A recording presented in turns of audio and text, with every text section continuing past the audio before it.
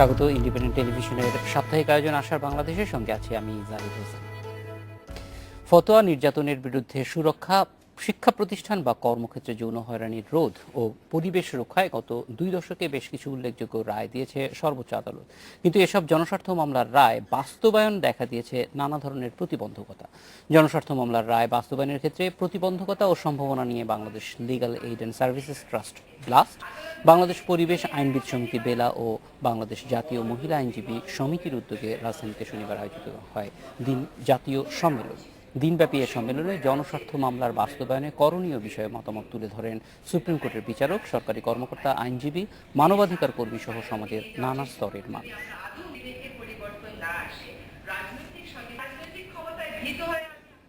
এ বিষয়ে আলোচনার জন্য স্টুডিওতে আছেন আইনজীবী আইনুন নাহার সিদ্দিকা, আরাফাত হোসেন খান ও নাজরানা ইমাম। কথা বলছি তাদের সঙ্গে। স্বাগত আপনাদের তিনজনকেই। আইনুন নাহার, আমরা প্রথমে একটু জেনে নিতে চাই যে আমরা জানি যে বাংলাদেশে পাবলিক ইন্টারেস্ট লিটিগেশনের মাধ্যমে জনস্বার্থ মামলায় অনেকগুলি যুগান্তকারী রায় আমরা পেয়েছি এবং তার অনেকগুলি বাস্তবায়নও হয়েছে, কোনোটা হয়তো এখনো বাস্তবায়নের পর্যায়ে আছে। আমাদের দর্শকদের জন্য যদি একটু বলেন যে পাবলিক ইন্টারেস্ট লিটিগেশন মামলাগুলি আসলে কখন হয়, কারা করতে পারে? ধন্যবাদ। আমাদের যেটা হচ্ছে যে মূলত আমরা যখন কেউ সংক্ষুব্ধ হই তখন আমরা আদালতে যাই, কিন্তু পাবলিক ইন্টারেস্ট লিটিগেশনটা হচ্ছে পাবলিক ইন্টারেস্ট, জনস্বার্থে যখন মানে যে কেউ আমরা সংক্ষুব্ধ নাই, কিন্তু আমাদের জনগণের স্বার্থের ক্ষেত্রে যে কেউ আমরা এখানে আদালতে যেতে পারবো, আমরা আদালতের কাছে জানাতে পারবো যে আমাদের এই জিনিস, এই প্রবলেমটা কিংবা এই প্রবলেমটা হচ্ছে আমরা এই সুরাহা চাচ্ছি কিংবা এই ব্যাপারে আমরা একটা মতামত চাচ্ছি। এইটাই হচ্ছে মানে মূলত খুব ছোটখাটোভাবে সাদামাটা কথায় এটাই হচ্ছে জনস্বার্থের মামলাগুলি। জনগণের স্বার্থের জন্য যে কেউ এটা আমরা করতে পারবো, এটাই হচ্ছে আমাদের সুবিধা। এটা তো উচ্চ আদালতেই করা, যেহেতু এটা মানে কনস্টিটিউশনাল রাইট অনুযায়ী, মানে সাংবিধানিক অধিকারের ক্ষেত্রে শুধু কনস্টিটিউশনাল রাইটটাই আমরা অ্যাপ্লাই করতে পারি, সেজন্য এটা উচ্চ আদালতেই সাধারণত হয়ে থাকে। আবার এই ক্ষেত্রে যে আমরা মূল যে সমস্যাটি আমরা জানি যে অনেকগুলি রায় আছে এবং কয়েকদিন আগে যে আমরা 54 ধারায় গ্রেপ্তার এবং 167 ধারায় জিজ্ঞাসাবাদ, এই বিষয়ে যে রায়টি এসেছে সেটিও আমরা জানি যে পাবলিক ইন্টারেস্ট লিটিগেশনের মাধ্যমে যখন রুবেল মারা গেল ইন্ডিপেন্ডেন্ট টেলিভিশনে, ইন্ডিপেন্ডেন্ট ইউনিভার্সিটির ছাত্র, তার পরিপ্রেক্ষিতে এই ধরনের কত মামলা আছে আমাদের কাছে? কি কোনো ট্র্যাকিং এর আছে যে এই মুহূর্তে আমি আসলে কত মামলা আছে আমি দুঃখিত, আমি ওই মামলার সংখ্যাটা এই মুহূর্তে বলতে পারবো না, তবে ওই রকম মামলা অনেক আছে, মানে বেশ সংখ্যকই আছে। এর মধ্যে যেমন অনেকগুলি আমরা রায় পেয়েছি, অনেকগুলি চলছে। ইতিমধ্যে আমাদের আরেকটা মামলা খুব কাছে চলে এসছে, শুনানি হবে 20 জুলাইতে ডেট দিয়েছে। সেটা হচ্ছে আপনার 2 ফিঙ্গার টেস্ট, যে রেপ ভিকটিমদেরকে যে মেডিকেল টেস্টটা হয় সেই টেস্টের এগেনস্ট আমরা এসছি, এটা আমাদের শুনানির আছে। তারপরে সুমোটো কিছু রুল আছে হাইকোর্টের, এটাও একটা শুনানির একদম খুব কাছাকাছি চলে এসছে। হয়তো বা আমরা আমাদের হাইকোর্ট আবার যখন খুলবে ঈদের পরে তখনই আমরা শুনানিটা করতে পারবো। সেটা হচ্ছে 15 এপ্রিলে পয়লা বৈশাখে, গত বছর 2015 পয়লা বৈশাখে যে ইনসিডেন্টটা ঘটেছিল সেটাতে একটা সুমোটো রুল দিয়েছিলেন মহামান্য আদালত। সেটাতে আমরা ব্লাস্টের পক্ষ থেকে আমরা পক্ষ হয়েছে এবং সেটাও খুব শিগগিরই শুনানিটা হবে আর কি। আবার আমরা জানি যে নানান ধরনের ক্ষেত্রে আসলে জনস্বার্থ মামলা হচ্ছে। খুব বেশি যেগুলি আমরা অনেক বেশি দেখি, পরিবেশ নিয়ে যে মামলাগুলি হয় সেগুলি অনেকটাই আমাদের সামনে আসে। আমরা কয়েকদিন আগে যেটা দেখলাম বিজিএমইএ ভবন ভেঙে ফেলার যে নির্দেশ, সেটাও তো মূলত পরিবেশের জন্য, জনস্বার্থের জন্য, এটা পরিবেশের জন্যই। তারপরে শিপ বেকিং এ যেটা, সেটাও ওইটা হচ্ছে 2 দিক থেকে আছে, শ্রমিকদের স্বাস্থ্য সচেতনতা, জনগণের স্বাস্থ্য সচেতনতা এবং পরিবেশ, দুটো নিয়ে। পরিবেশের ক্ষতির কারণে মূলত মামলাটা হয়েছিল এবং সেই ক্ষেত্রে অনেকগুলি অ্যাসপেক্ট এখানে নির্দেশনা আসছে। কিভাবে কাজ করে জনস্বার্থ মামলা? ধরেন আমার যদি মনে হয় যে এই রকম একটা বিষয় আমার নজরে আসছে, সেইটা ব্যাপারে মামলা করার জন্য কি ব্লাস্ট বা এরকম অর্গানাইজেশনের কাছে আমরা যেতে পারি? অবশ্যই। ব্লাস্ট এইভাবেই, যেমন মনে করেন যে আমাদের বেশ এই যে জনস্বার্থে যে মামলাগুলি হয়েছে, এটা বেশিরভাগই হয়েছে আপনার মিডিয়া, মানে প্রচার মাধ্যমের আসার ফলেই আমরা ওই মামলা কোর্টের নজরে দিয়েছি, অনেক সময় আদালত নিজে নজর নিয়েছে কিংবা আমরা নজরে দিয়েছি, এইভাবে এসছে। অনেকেই আছে পার্সোনালি এসে বলছে যে আমাকে এই মামলাটা করে দাও, এই সমস্যা হচ্ছে আমাদের এলাকায়, এই সমস্যা হচ্ছে, সেগুলো আমরা করছি। আরাফাত হোসেন খান, আপনার কাছে একটু আসবো যে আমরা জানি যে অনেকগুলি বিষয়েই আমরা দেখেছি পাবলিক ইন্টারেস্ট লিটিগেশন হতে, এবং তার থেকে তো বলা যায় যে এটার সুফল জনগণ পাচ্ছে, এটার সুফল যাতে আরও বেশি পাওয়া যায় সেই জন্যই আপনারা কাজ করছেন। সুনির্দিষ্টভাবে কতগুলি এলাকার কথা যদি বলি, যে ধরেন যেমন পরিবেশের কথা বলছিলেন আপা, একইভাবে শারীরিক নির্যাতনের বিষয়টিও আমরা দেখেছি যে পাবলিক ইন্টারেস্ট লিটিগেশনের একটা বড় শিক্ষা। ধন্যবাদ আপনাকে। হ্যাঁ, সেই ক্ষেত্রে অর্জনটা কিরকম, এবং সেই ক্ষেত্রে শিক্ষাক্ষেত্রে এখন কতটুকু কাজ করার আছে? আমি যদি শুরু করি এভাবে যে আমাদের একটি মামলা হয়েছিল জনস্বার্থে 2010 সালে, যেটা অ্যাগেইন এই ক্রেডিট গোস টু আপনার মিডিয়া ওই সময় বারবার বিভিন্ন শিক্ষা প্রতিষ্ঠানে যে ধরনের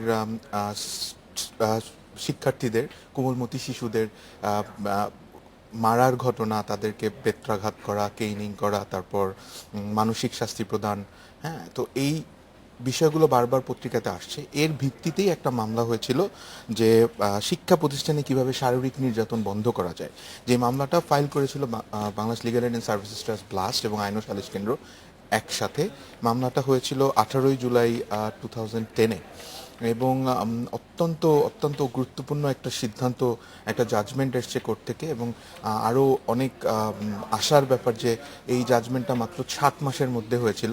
2011-এর 13ই জানুয়ারি জাজমেন্টটা হয়েছিল, যেখানে সকল শিক্ষা প্রতিষ্ঠানে কর্পোরেট পানিশমেন্ট ব্যান করেছে, এবং তার সাথে সাথে মহামান্য হাইকোর্ট 8টি গাইডলাইন দিয়েছিল যে কিভাবে এটাকে রোধ করা যায় এবং কিভাবে সবাইকে সচেতন করা যায় যে কর্পোরেট পানিশমেন্ট যেটা খারাপ জিনিস, শিক্ষার্থীদের উপর একটা বিরূপ প্রতিক্রিয়া ফেলে। হ্যাঁ,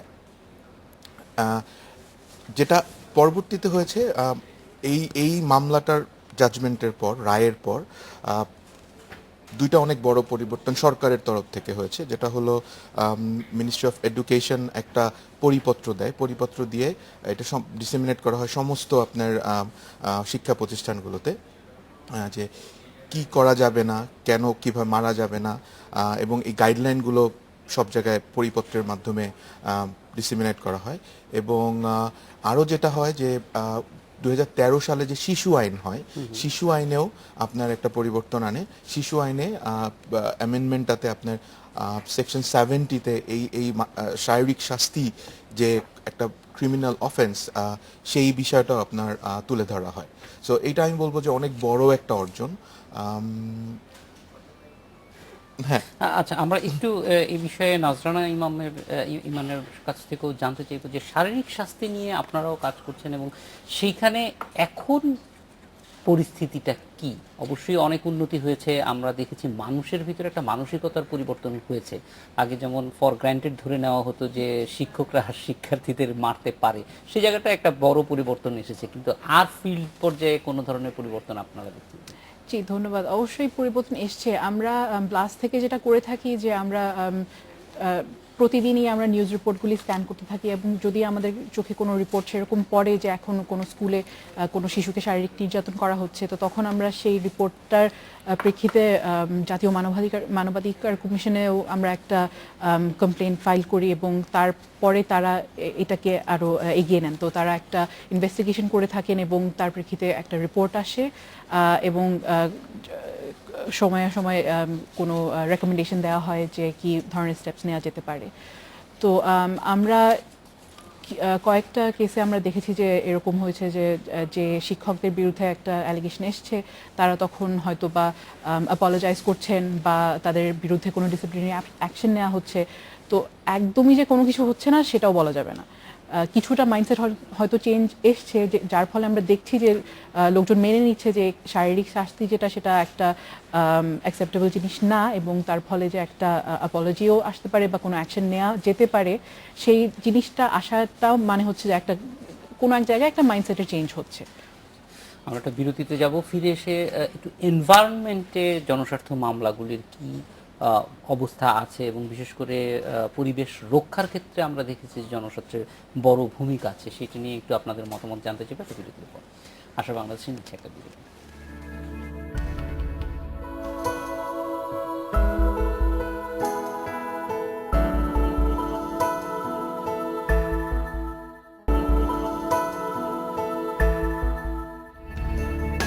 স্বাগত আরেকবার, দেখছেন আশার বাংলাদেশ। আইনুন নাহার, আপনার কাছে আবার একটু ফিরে আসবো যে পরিবেশ নিয়ে অনেক কাজ আছে, সেইগুলি বাস্তবায়নের ক্ষেত্রে আমরা অনেক বাধা দেখি, সেগুলি আপনারা কিভাবে দেখছেন বা সত্যি? পরিবেশ নিয়ে বেশিরভাগ মামলাগুলি করেছে বেলা। যেমন এখানে আমি উদাহরণ হিসেবে বলতে পারি যে শিপ ব্রেকিং, জাহাজ ভাঙার যে মামলাটা হয়েছে, সেখানে মাননীয় আদালত কতগুলি গাইডলাইন দিয়েছে যে এই কাজগুলি তোমাদের করতে হবে, যেমন ছাড়পত্র দিতে হবে পরিবেশের, তারপরে ওইখানে শ্রমিকদের স্বাস্থ্য সচেতনতা বোঝাতে হবে যে তোমার এই কাজগুলি করলে এই তোমার শারীরিক ক্ষতি হতে পারে, তাদের স্বাস্থ্য সচেতনতা বাড়াতে হবে। বেশ কিছু গাইডলাইন দেওয়ার পরেও ওখানে যেটা এখন যেটা হচ্ছে যে আমাদের সাধারণত আমাদের এখনকার রাষ্ট্র পরিচালনায় যারা থাকেন তারা ম্যাক্সিমামই হচ্ছেন আপনার রাজনীতিবিদরা এখন ব্যবসায়িক হয়ে গেছে, এবং শিপ ব্রেকিংটা একটা বিশাল বড় একটা ব্যবসা, চট করে গভর্নমেন্ট এটা করতে পারছে না, এবং ছাড়পত্র যেগুলি আসছে সেগুলি মানে কোনো কিছু না জেনে শুনে কোর্ট অর্ডার দেওয়ার পরপরই এটা ঠিকমতো তদন্ত না করে না দেখে শুনে ছাড়পত্রটা দিয়ে দিচ্ছেন। এই ইমপ্লিমেন্টেশনের ক্ষেত্রে এইটাই একটা সমস্যা হয়ে যাচ্ছে আমাদের। মানে গভর্নমেন্ট এজেন্সির যে সক্ষমতা থাকার দরকার, সেই সক্ষমতাটা গভর্নমেন্ট এজেন্সি দেখাতে পারছে না কিংবা করছে না। আবার একই সঙ্গে যেহেতু এগুলি শক্তিশালী power house, political power house বা ইকোনমিক পাওয়ার হাউস হিসেবে কাজ করে, এক ধরনের তদবিরের ব্যাপারও আমরা দেখি বিভিন্ন সময়, ফলে এগুলি বাস্তবায়ন। কিন্তু সেই ক্ষেত্রে মানে মানে আদালতের রায় হয়ে যাওয়ার পরে সেটা বাস্তবায়ন ঠিক মতো যখন হয় না, তখন কি কিছু করার থাকে আইন? আদালতের রায়ের বাস্তবায়ন না হলে তখন আমরা আবার তাদের বিরুদ্ধে আদালত অবমাননার মামলাটা করতে পারি। অবমাননা মামলা করার পরে তখন আদালত আবার তাদেরকে ডেকে জিজ্ঞেস করতে পারে যে তোমরা, তখন ওনারা যেমন এই ক্ষেত্রেও হয়েছে যে ঠিকমতো মানে নাই, তখন হয়তো বা বলা হলো গভর্নমেন্ট পক্ষ থেকে, আজকে যে আমাদের প্রোগ্রামটা হয়েছে এখানে গভর্নমেন্ট যারা ছিলেন, গভর্নমেন্টের প্রতিনিধি, সরকারের প্রতিনিধি যারা, ওনারা বললেন যে হ্যাঁ আমরা এই যে চিঠি দিয়েছি, আমরা চিঠি দিচ্ছি ওনাকে দিচ্ছি যে তুমি এই কাজটা করো, সে চিঠি দিচ্ছে তার অধস্তনকে যে এই কাজটা করো, চিঠি চালাচালি হচ্ছে, আমরা আমাদের কাজ করে, মানে আমাকে জানানো দরকার, আমি জানিয়ে দিচ্ছি। কিন্তু আসলে এটা যাকে জানালাম সে আসলে কাজটা করলো কিনা, কতটুকু করলো, কিভাবে করলো, কতটুকু প্রপারলি করলো, সে বিষয়ে কোনো মনিটরিং নেই। এই তদারকিটা থাকলে হয়তো যেই সুফলটা পাওয়ার কথা সেই সুফলটা আরো অনেক বেশি পাওয়া যেত। আরাফাত হোসেন, আপনার কাছে একটু অন্য আরেকটা বিষয় আসতে চাই যে অনেকগুলি বিষয়ের মধ্যে আমরা জানি যে শারীরিক নির্যাতন, বিভিন্ন প্রতিষ্ঠানের যৌন নির্যাতন যেগুলি হয়, সেগুলি নিয়েও তো পাবলিক ইন্টারেস্ট লিটিগেশনের মাধ্যমে বেশ কিছু রায় এসেছে আদালত থেকে।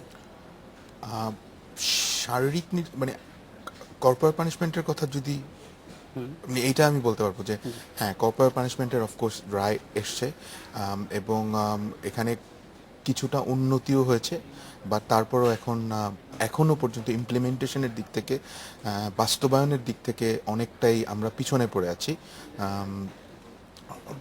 যেই জিনিসটা হচ্ছে যে আমরা এখনো পর্যন্ত মনিটরিং সেল গঠন করতে পারিনি, যেটা জাজমেন্টের মধ্যে এসেছিল, যে কিভাবে শারীরিক নির্যাতনটা স্কুলে হচ্ছে, কারা করছে, এটা কিভাবে আপনার একটা জবাবদিহিতার মধ্যে আনা যায়, মনিটর করা যায়, দেখা যায়।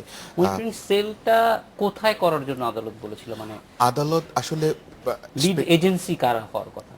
গভর্নমেন্টের শিক্ষা মন্ত্রণালয়, হ্যাঁ, মানে তারাই সাধারণত দেখবে যে কি। তারপর তারা আরো একটি কথা বলেছিল যে মিসকন্ডাক্টের মধ্যে, মানে যদি কোনো শিক্ষক অসদাচরণের যে সংজ্ঞা, এইটার মধ্যে কোনো শিক্ষক যদি কোনো শিক্ষার্থীকে মানসিকভাবে অথবা শারীরিকভাবে নির্যাতন করে, তাহলে এটা মিসকন্ডাক্ট হিসেবে বা অসদাচরণ হিসেবে যাতে পরিগণিত হয়, এই জিনিসটাও এখন পর্যন্ত আসেনি।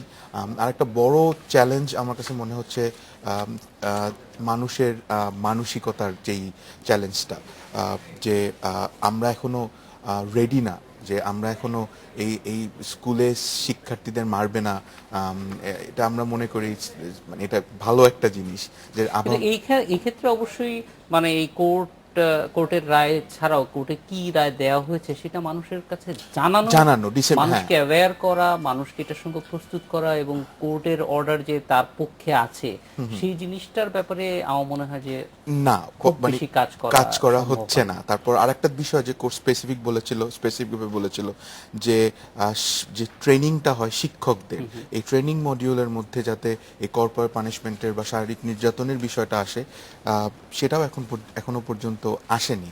তবে আবার অনেক ভালো দিকও হয়েছে যে গভর্নমেন্টের যেমন প্রাথমিক শিক্ষা যেই মন্ত্রণালয় আছেন, গণশিক্ষা ও প্রাথমিক শিক্ষা মন্ত্রণালয়, তারা প্রত্যেকটি স্কুলে হেডমাস্টারের কাছে আপনার এই এই এই পরিপত্রটা পৌঁছানোর ব্যবস্থা করেছেন এবং তাদের কাছে এনশিওর করেছেন যে একটা কপি আছে। এখানে আবার যেই প্রবলেমটা হচ্ছে যে কোর্ট যেভাবে রায় দিয়েছে, কোর্ট একটা লিগ্যাল ল্যাঙ্গুয়েজ ইউজ করে, মানে যেটা সাধারণ মানুষের পক্ষে হয়তো বা বোঝাটা একটু দুরূহ। এই পদক্ষেপটা এখনো নেওয়া হয় না যে একটু সহজভাবে বুঝিয়ে বলানোর জন্য, যেটা আসলে হেল্প করবে, যেটা সাহায্য করবে প্রত্যেকটা এই এই আমরা যদি বলি যে সম্পূর্ণভাবে আমরা যদি মানসিকতা পরিবর্তন করতে চাই, শুধুমাত্র শিক্ষকদের হলেই হবে না, আমাদের মানে যারা এর সাথে জড়িত শিক্ষকদের গার্জিয়ান যারা আছে তারা, সরকারের লোকজন, সিভিল সোসাইটি, সবাই যদি বেশি এই এই ব্যাপারে আরেকটু সচেতন হই, তাহলে কিন্তু দূর করা সম্ভব, মানসিকতার পরিবর্তনটা আসবে। যেটা হয়েছে এক্সাম্পল তৈরি হয়ে গেছে এখানে, আমরা ডান যেটা এখন ব্যান, মানে এটা কিন্তু ক্লেইমটা আসছে না যে আচ্ছা এটা ব্যান, আমাকে যদি আজকে আমার স্কুলে মারে বা আমি এজ এ টিচার আমি যদি মারি, সে যে যেতে পারে আমার বিরুদ্ধে যে শাস্তির একটা ব্যাপার আছে, যেটা কোর্ট একটা অনেক বড় একটা শক্তি দিয়ে দিয়েছে, এই এই জানানোর জায়গাটা আমরা এখনো মনে হয় অনেকটা পিছিয়ে আছি। সাধারণের কাছে এই অ্যাওয়ারনেসটা নাই, তথ্যটা পৌঁছানো, হ্যাঁ। এবং কোর্টের কিন্তু এখানেও একটা স্পেসিফিক ডাইরেকশন ছিল যে মন্ত্রণালয় কিভাবে সবার কাছে পৌঁছানো যায় এর ব্যবস্থা গ্রহণ করবে। তবে মন্ত্রণালয় হয়তো স্কুলগুলিতেই পৌঁছাবে, কিন্তু স্কুলের বাইরে মানুষের কাছে পৌঁছানোর জন্য অবশ্যই অন্য মেকানিজমের প্রয়োজন হবে, লক্ষ লক্ষ মানুষ এটার সঙ্গে সংশ্লিষ্ট। যে আমরা আরো একটা বিরতিতে যাব, নাজরানা ইসলাম আপনার কাছে আবার, ইমান আপনার কাছে আবার ফিরে আসবো বিরতির পরে। আশা বাংলাদেশে নিচ্ছে একটা বিরতি।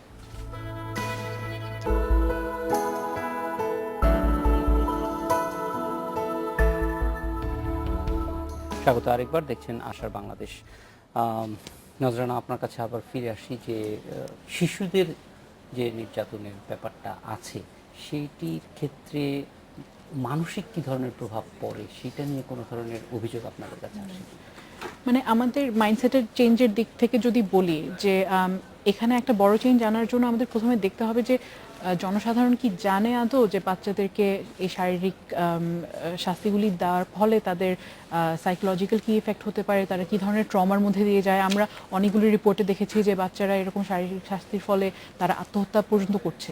তো এই ট্রমার দিকটা থেকে যদি আমরা দেখি তাহলে হয়তো বা আমাদের একটা অ্যাওয়ারনেস রেজিং একটু হবে, সেন্সিটাইজেশন হবে যে আসলে তার ফলটা কি হচ্ছে।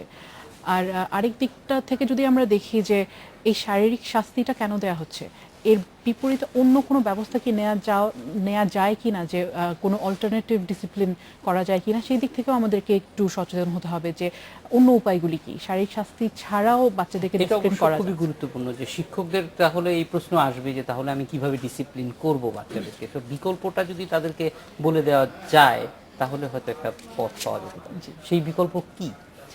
বিকল্পটা আসলে মানে এই আরাফাত যেরকম বললেন যে আমাদের শিক্ষকদের ট্রেনিং এর মধ্যেই চলে আসা উচিত, যে যেরকম বিভিন্ন দেশে অনেক পদ্ধতি আছে যে শিক্ষকরা অনেক ট্রেনিং এর মধ্যে দিয়ে গিয়ে শিক্ষক হতে পারেন। তো ওই ট্রেনিং এর মধ্যে একটা অংশ হচ্ছে যে আসলে বাচ্চাদেরকে ডিসিপ্লিন করার মেথডগুলি কিরকম হতে পারে। তো সেই জিনিসটা যদি আমরা আমাদের দেশেও ইমপ্লিমেন্ট করতে পারি তাহলে এই জায়গা থেকে অনেক ইমপ্রুভমেন্ট হতে পারে। এই ক্ষেত্রে মানে বলা যায় যে এটা তো আইনগত কোনো ব্যাপার না, এটা সোশ্যাল অ্যাওয়ারনেসের একটা বিষয়, এবং সেই ক্ষেত্রে ধরেন স্কুলের যে শিক্ষকদের প্রশিক্ষণ সেইখানে কি ধরনের বিষয় থাকা যেতে পারে বা রাখলে পরে মনে করেন উপকার? মানে শিক্ষকদের টিচিং এর বাইরেও অন্যান্য যেরকম জিনিসপত্র আছে, যেরকম বাচ্চাদেরকে কি ধরনের ট্রিটমেন্ট দিতে হয়, যেহেতু বাচ্চাদেরকে তারা গড়ে তুলছেন, তো তাদের সচেতন থাকতে হবে যে তাদের কোনো অ্যাক্টিভিটির কারণে বাচ্চা যেন ডিরেল না হয়ে যায়, যে সে ধরেন শারীরিক নির্যাতনের ফলে যদি স্কুলে খারাপ করা শুরু করে বা স্কুলে যেতে না চায়, স্কুলে যাওয়া বন্ধ করে দেয়, এসব ব্যাপারে তাদেরকে একটু দেখতে হবে। তো এটা বেসিক্যালি একটা মাইন্ডসেটেরই ব্যাপার, আর এটা কিছুটা ক্ষেত্রে একটা কমন সেন্সেরও ব্যাপার, যে আমি যদি একটা খুবই আপত্তিজনক আচরণ করি একটা বাচ্চার সাথে, একটা শিশুর সাথে, তাহলে তার ফলটা কি হতে পারে এটা ইন্ডিভিজুয়ালি চিন্তা করলেও হয়তো বা বের হয়ে আসে।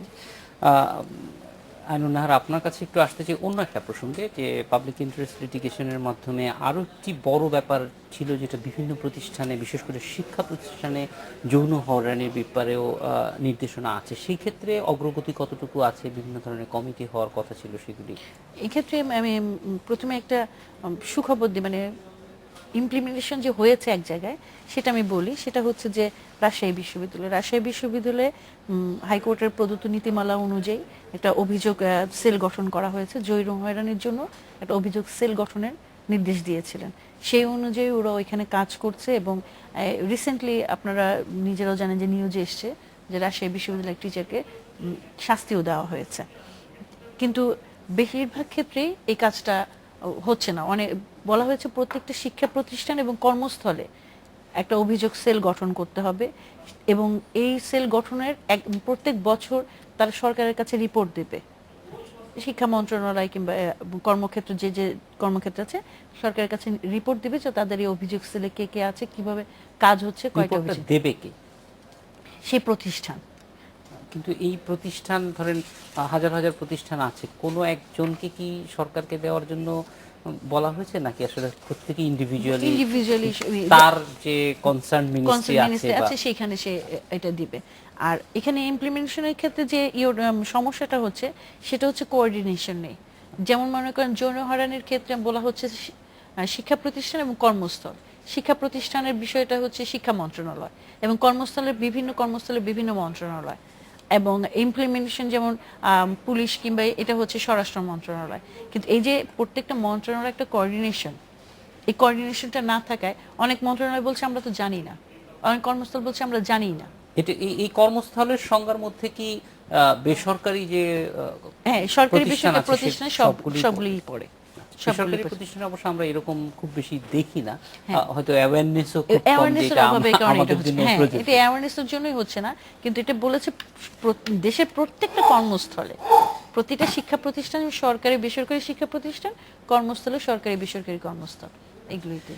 এক্ষেত্রে আপনি যেটা বললেন যে রাজশাহী বিশ্ববিদ্যালয় একটা ভালো উদাহরণ তৈরি করেছে। অন্য বিশ্ববিদ্যালয়গুলিতে আমরা দেখেছি যে বিভিন্ন সময়ে ছাত্ররা, শিক্ষকরা আন্দোলন পর্যন্ত করেছেন, কিন্তু এটা এখনো পর্যন্ত হাইকোর্টের নির্দেশ সত্ত্বেও খুব বেশি ভালো ফলাফল পাওয়া যায়নি। এই ক্ষেত্রে কি করণীয় আছে মনে করেন? এক্ষেত্রে যেহেতু হাইকোর্টের নির্দেশ একটা আছে, সেহেতু যে সংক্ষুব্ধ হয়েছে, কিংবা আমরা যেমন বলছি যে তৃতীয় পক্ষ আসতে পারবে পাবলিক ইন্টারেস্টে, সে এসে কিন্তু হাইকোর্টকে এটা দিতে পারে, আদালতের কাছে এই অভিযোগটা দিতে পারে, সরকারের কাছে অভিযোগটা দিতে পারে যে তিনি তার প্রতিষ্ঠানে এটার কোনো প্রতিকার পাচ্ছেন না।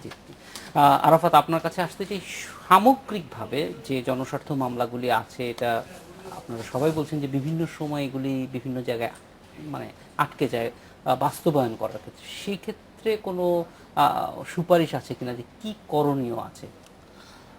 হ্যাঁ, সুপারিশ বলতে প্রত্যেকটা বিষয়ে একটা জিনিস যেটা হচ্ছে যে সচেতনতা বৃদ্ধি হচ্ছে, বাট আমার কাছে মনে হয় যে কোনো পরিবর্তন আনতে হলে সব থেকে বড় যেটা প্রয়োজন সেটা হলো সরকারের সদিচ্ছা। সরকার যদি ওই জিনিসটাকে ওন করতে পারে, তার পলিসির মধ্যে নিতে পারে, তাহলে যে কোনো সমস্যার সমাধান করা সম্ভব। কিন্তু আমাদের দেখা যাচ্ছে অনেক ক্ষেত্রে আমাদেরও সরকারেরও সীমাবদ্ধতা আছে। অনেক ক্ষেত্রে তারা আসলে অনেক চেষ্টা করছে এবং অনেক পরিবর্তন আসছে। যেমন আমরা যদি বলি যে বাংলাদেশে আজকে এই ফতোয়ার জাজমেন্টটা যুগান্তকারী একটা জাজমেন্ট, নারী অধিকারকে অনেক দূর এগিয়ে নিয়ে গেছে এই জাজমেন্টটা, এবং গভর্নমেন্ট আপনার এটাতে অনেক সহযোগিতা করছে। নারী উন্নয়নের ক্ষেত্রে আমরা বলতে পারবো যে এশিয়ার মধ্যে বাংলাদেশ একটা এক্সাম্পল তৈরি হয়েছে যে আসলে এখানে উন্নয়ন হচ্ছে। এর মানে এ না যে সমস্যা নাই, সমস্যা এরপরও অনেক আছে, বা তারপরও প্রোগ্রেসিভ হচ্ছে। তো সরকারের সদিচ্ছা এটা একটা অনেক বড়, এবং যেই আপা যেই কথাটা বারবার বলছিল যে কোঅপারেশন, বিভিন্ন মন্ত্রণালয়ের মধ্যে কোঅর্ডিনেশন, কোঅপারেশন, এবং তাদের যে ইন্টারনাল অ্যারেঞ্জমেন্টটা, এটা যতক্ষণ না পর্যন্ত আপনার ভালো হবে, আরও সুদৃঢ় হবে, ততক্ষণ পর্যন্ত। আমি যদি একটা এক্সাম্পল দেই, আমরা একটা মামলা করেছিলাম আপনার ভারত, এটাও পাবলিক ইন্টারেস্ট লিটিগেশন, যে ভারতে আপনার বাংলাদেশের অনেক নাগরিক ভারতের জেলখানা আছে, এই ইনফরমেশনটা আমাদের কাছে আসতে বছর, 2 বছর, 3 বছর লেগে যায়, এবং পুরো জিনিসটা যেই প্রক্রিয়াতে আসে, ওরা আমাদের প্রথমে এম্বাসিতে পাঠায়, বাংলাদেশে এম্বাসি পাঠায় স্বরাষ্ট্র মন্ত্রণালয় দিয়ে এটা যায় একদম ভেরিফিকেশন করার জন্য যে ইউনিয়ন থেকে লোকটা অ্যারেস্ট হয়েছে, আবার ওইখান থেকে এইটা ভারতে যাওয়া, এটাতে আপনার বছর 1.5 বছর লেগে যায় কনফার্ম করার জন্য। এবং এখানে কিন্তু এমন না যে বাংলাদেশ চাচ্ছে না এটা করতে, বাট এই যে ব্যুরোক্রেসিটা, যেইভাবে আপনার একটার পর একটা, আমার মনে হয় এই আরও কিভাবে এটাকে সহজ করা যায়, এই বিষয়ে চিন্তা করার ব্যাপার আছে। আর একটা জিনিস আমি যেটা বলতে চাই, যে সরকারের একার পক্ষে মানে সব কিছু সম্ভব না। স্পেসিফিক প্রবলেমগুলোতে আমাদের যেই এনজিও বা সিভিও যারা আছে, লোকাল লেভেলে যারা কাজ করছে, সিভিল সোসাইটি যারা আছে, এদের সাথে একত্রে, কারণ সবাই গোল কিন্তু একটা, যে এই আমাদের প্রবলেম কিভাবে দূর করব, এবং এটা সদিচ্ছা সবাই ট্রুলি এটা ফিল করে এবং চায়। মানে অবশ্যই প্রয়োজন আছে, সরকারের সদিচ্ছার প্রয়োজন আছে, কিন্তু শুধুমাত্র সরকারের কোর্টে বলটা ফেলে না রেখে লাগতে হবে না। হ্যাঁ, মানে আমাদের সীমাবদ্ধতাও দেখতে হবে, যে আমাদের 16 কোটি মানুষের দেশ কিভাবে মানে চলছে, মানে অনেক সীমাবদ্ধতা আছে বাস্তবিক ক্ষেত্রে। অনেক ধন্যবাদ আজকে আমাদের সঙ্গে যোগ দেওয়ার জন্য।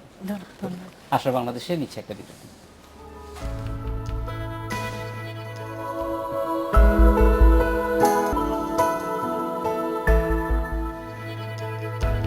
সরকারকে বিদ্যুৎ সরবরাহ করতে চায় ক্ষুদে বিজ্ঞানীরা। রাজধানীর যানজট নিরসনে সিগন্যাল ছাড়া রোড ক্রসিং মডেল তৈরি করেছে তারা। জাতীয় বিজ্ঞান ও প্রযুক্তি জাদুঘরে চলা বিজ্ঞান মেলায় নিজেদের উদ্ভাবন নিয়ে হাজির হয়েছেন স্কুল শিক্ষার্থীরা। এসব আবিষ্কার রীতিমতো তাক লাগিয়ে দিয়েছে সবাইকে। সুনামগঞ্জ সরকারি জুবিলি উচ্চ বিদ্যালয়ের ছাত্র কিংসুক ও চয়ন। হাওড়ের বেশিরভাগ এলাকা বিদ্যুৎবিহীন হওয়ায় কম খরচে বিদ্যুৎ উৎপাদন করেছে তারা। এ দিয়ে নিজেদের চাহিদা মিটিয়ে পদ্মা সেতু প্রকল্পে বিদ্যুৎ সরবরাহের আগ্রহ দেখালো। যে আমাদের প্রকল্পের মাধ্যমে শুধু ঘর বাড়ি না, আর এটারে আমরা আরো বৃহৎ আকারে কাজে লাগাতে পারি। এটারে আমরা একটা পদ্মা সেতু মডেল হিসেবে নিয়ে আসছি। যেহেতু পদ্মা সেতু আমাদের নিজস্ব অর্থায়নে তৈরি হবে, তাইলে আমরা যদি আমাদের প্রকল্পটা এখানে ব্যবহার করি, তাহলে বাংলাদেশ সরকার যে বিদ্যুৎটা এখানে খরচ হওয়ার কথা ছিল, ওইটা অন্য পারপাসে খরচ হবে। তাহলে বাংলাদেশে হয়তো একটু হলেও উন্নতির দিকে এগিয়ে যেতে পারবে। মেহেরপুর সরকারি বালিকা উচ্চ বিদ্যালয়ের 10ম শ্রেণীর ছাত্রী সাদিয়া রাজধানীকে যানজট মুক্ত করার প্রকল্প তুলে ধরেছে। আমার এই প্রকল্পটার নাম হলো road crossing model without traffic signal. তো আমাদের যদি রাস্তাটা এরকম হয়, তাহলে কিন্তু আমাদের সেই যানজটও হবে না, আর আমাদের ফ্লাইওভারও দেশে লাগবে না। দিন দিন কমছে আবাদি জমির পরিমাণ। এটি ভেবে বৈজ্ঞানিক উপায়ে ভার্টিক্যাল ফার্মিং বা উলম্ব চাষের ওপর জোর দিচ্ছেন বাগেরহাটের জয়শ্রী। এটা 3-4 তাক বিশিষ্ট হবে, আর এমনকি আমরা নিচের তাকে পোল্ট্রি ফার্মিং করতে পারবো। আর এই প্রকল্পের মাধ্যমে একদিকে যেমন আমাদের সবজির চাহিদা পূরণ হবে, ঠিক একইভাবে ওইখানে পোল্ট্রি ফার্মিং করার ফলে আমাদের আমিষ এবং প্রোটিন দুটোর চাহিদাই পূরণ হবে। এছাড়াও কলার গাছ থেকে সাবান তৈরি, সোলার বিদ্যুৎ চালিত শব্দ ও ধোঁয়াবিহীন মোটরসাইকেল, চার্জার ব্যাটারি দিয়ে সাবমেরিন তৈরি সহ প্রায় 150টি প্রকল্প প্রদর্শন করছে ক্ষুদে বিজ্ঞানীরা। Mizanur Rahman, Independent News, Dhaka. অনুকরণীয় হয়ে উঠছে সাতক্ষীরার শ্যামনগরের এগ্রো টেকনোলজি পার্ক। ফলজ, বনজ ও ঔষধি সহ শতাধিক উদ্ভিদ বৈচিত্র্য নিয়ে শ্যামনগর উপজেলা পরিষদ চত্বরে গড়ে তোলা হয়েছে ব্যতিক্রমী এই পার্কটি। জৈব প্রযুক্তির কৃষিরও মডেল হিসেবে গড়ে তোলা হয়েছে এইটি।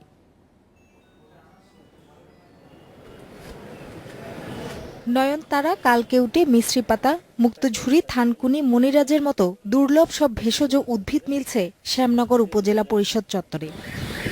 উপজেলা প্রশাসনের উদ্যোগে গড়ে তোলা হয়েছে এই কৃষি প্রযুক্তি পার্কটি। মানুষের প্রয়োজন এমন সব ঔষধি গুণসম্পন্ন উদ্ভিদ রাখা হয়েছে এই পার্কে। আগ্রহী অনেকেই সংগ্রহ করছেন এসব লতাগুল্ম। কিছু ঔষধি গাছ লাগানো হয়েছে, যেটা আমরা আগে কখনো দেখি নাই এরকম গাছ, এবং এই গাছে দেখা আমরাও আমাদের বাড়িতে নিজ বাড়িতে উৎসাহ নিয়ে আমরাও মানে রোপণ করতে আসি। পাশাপাশি জৈব প্রযুক্তিতে ফসল উৎপাদন করা হচ্ছে এখানে। উদ্দেশ্য কৃষকদের মাঝে এই ধরনের প্রযুক্তির জনপ্রিয়তা বাড়ানো। আমরা এখানে বিস্তারিত ওষুধের গুণাগুণ এবং ব্যবহার জানানোর ব্যবস্থা করা আছে, এবং আমাদের যে কৃষির যে প্রযুক্তি, যত ধরনের উন্নত ধরনের প্রযুক্তি, সব প্রযুক্তি এখানে প্রয়োগ করা হচ্ছে কৃষকদের শেখানোর জন্য, হাতে কলমে শেখানোর জন্য, এবং আমাদের জমির যে সর্বোচ্চ ব্যবহার কিভাবে করতে হবে, কৃষকদের একটি বাড়িকে একটি খামার কিভাবে পরিণত করতে হবে, ওটা প্র্যাকটিক্যাল যে জ্ঞানটা এখানে আমরা কৃষকদের দিয়ে থাকি। উপজেলা নির্বাহী কর্মকর্তার এই উদ্যোগে সহায়তা দিচ্ছে কৃষি বিভাগ ও বিভিন্ন এনজিও। প্রযুক্তি, সেই প্রযুক্তি ব্যবহার করে কৃষিকে আরও কিভাবে লাভজনক পেশাতে পরিণত করা যায়, তারই উদ্দেশ্যকে করার জন্যই কিন্তু এই এগ্রো টেকনোলজি পার্ক আমরা করেছি।